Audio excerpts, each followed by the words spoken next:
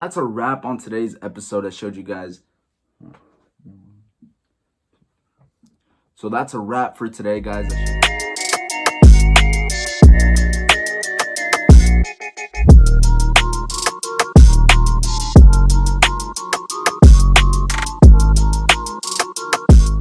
What's up, everybody? Happy Friday. Congratulations. We made it. It's Friday. El cuerpo lo sabe. And of course, that means another episode of What's in My Closet. So it's always your boy TinchoSports showing you guys my entire jersey collection. And today I have a special episode for you guys today. This is the Derby episode, the Milan Derby episode. So for those of you guys that may not know, Inter and AC Milan have one of the most intense rivalries in all of the world of sports. Although in the last few years, the teams have kind of fallen off from the heights that they achieved in the previous years, they are still one of the biggest attractions in the entire world. So I was lucky enough to be able to go to Milan in 2017. And of course, every city you go, you got to get a jersey. Without further ado, let's hop on that plane, go straight to Milan. Let's get it rolling. So the first one that I got for you guys today is the 2015-16 AC Milan home jersey. Now, first thing you could probably tell is that the club logo is different. Now, for this specific season, the club switched up the logo to the St. Ambrose cross, which is part of the Milan flag.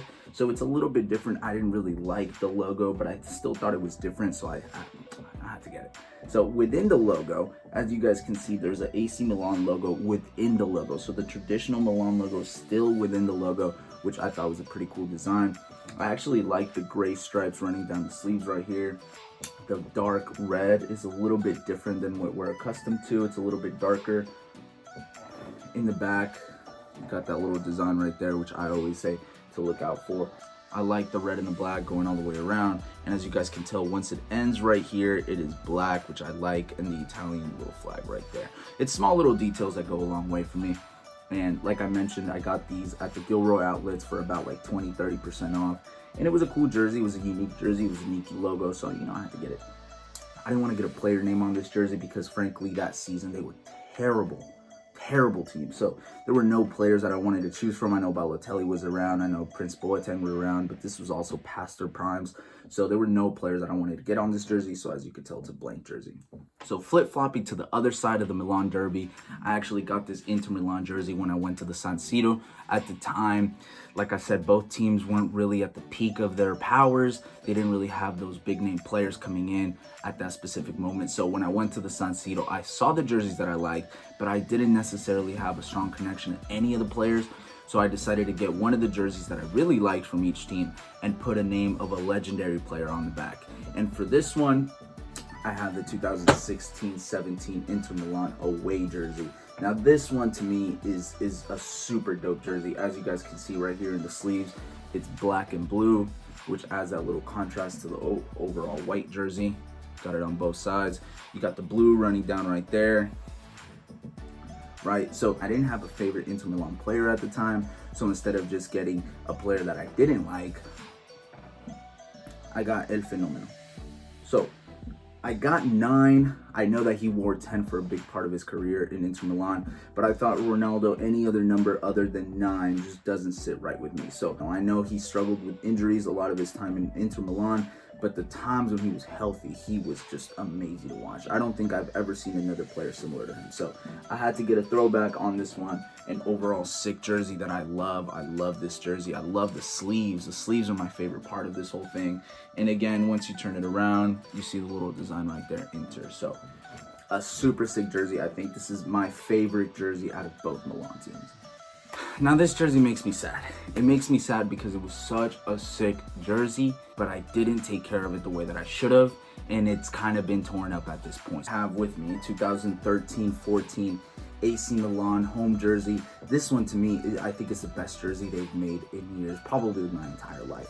And it's really all because of the gold right here on the sleeve. So the gold really makes it stand out, makes it look majestic almost. I know the red and black is more of the traditional shades, unlike the first jersey that I showed today. And without these gold lines, it kind of looks like the current AC Milan jersey. Now, I love the colors. Red and black looks sick anytime. You got some Champions League patches right there. and right there, and right there. So you got the 7 right there to represent the 7 Champions Leagues they have won. This is the last season that they played Champions League, and after that, they kind of started taking a hit. This was the last season that we saw some big name players. So we saw Kaká returning to the San Siro, Balotelli was on there, Juan Robinho was still there. But this specific year, one of my favorite players at the time went to AC Milan, so I had to get it. Now, but granted, right, remember this, I was 17, 18, I didn't know how to take care of a jersey. I threw it in the wash, I threw it in the dryer, and yeah. The name's coming off. It's supposed to be a Mario Balotelli jersey. The 45 is still there. As you guys can see, some of the letters are falling apart a little bit. But regardless, it's still in great condition other than the name. The numbers are still pretty much there. The numbers, as you guys can see, have the Milan logo within the number, which I always like. And if you see it from the front, it is still in great condition. It is still a sick jersey that I love, especially the gold, the design all the way around. Just don't have me turn around. Now, last but not least, a super simple, super classic AC Milan jersey that I also got from the San Siro that same season. So the 2016-17 AC Milan home jersey. Okay, like I said before, their traditional shades of red and black are still here, right? They're not as dark as the first jersey, but they're also not, the red doesn't stand out as much as in the last jersey, but you've got the gray stripes running down right there, similar to the first jersey. So it seems like they like the gray stripes added to the jersey. The logo still remains. I like the Italian flag right there. Now for this one, similarly to the Inter one, I didn't have a player that I liked at the time in AC Milan. They had honestly, they had a bunch of scrubs. So I was not going to get a scrub on the back of my jersey, although I did that for Munir in Valencia. But in AC Milan, there were no players at the time that I wanted. So again, I got one of my favorite players of all time. So I grew up watching this player. I started watching soccer around 2003, 2004, when I was about 8, 7 years old. And one player always stood out to me, and he stood out to me for several reasons. Number one, my uncle was a huge fan. My uncle's an Argentina fan. He's a huge fan of this player. He started putting me on when I was little. I didn't even know who this guy was, and he would just mention him. And all of a sudden, I would see this player. He was scoring goals, and he was wearing my cleats. He was wearing my Predators at the time. So I initially just clicked with the player. I started following him everywhere. I had to get him in a jersey, and that's none other than my boy Hernan Crespo. Crespo played for both sides of the Inter Derby. He played for Inter Milan, but he also played for AC Milan. For AC Milan, this specific jersey, he had 11 one of his years that he was on loan from Chelsea. So it looks a little bit weird to have Crespo 11, but I didn't want to get another number. To be quite honest, I don't like the back of this jersey. I don't like how it's striped here, but it's all black in the back. I think if it was all striped, I think it would look sick, but the fact that it's just black and the font, I don't know, I'm not a big fan of the font. I think the font could have been a little bit better, but as you guys can see again, within the numbers, that logo, the front is probably an 8 out of 10.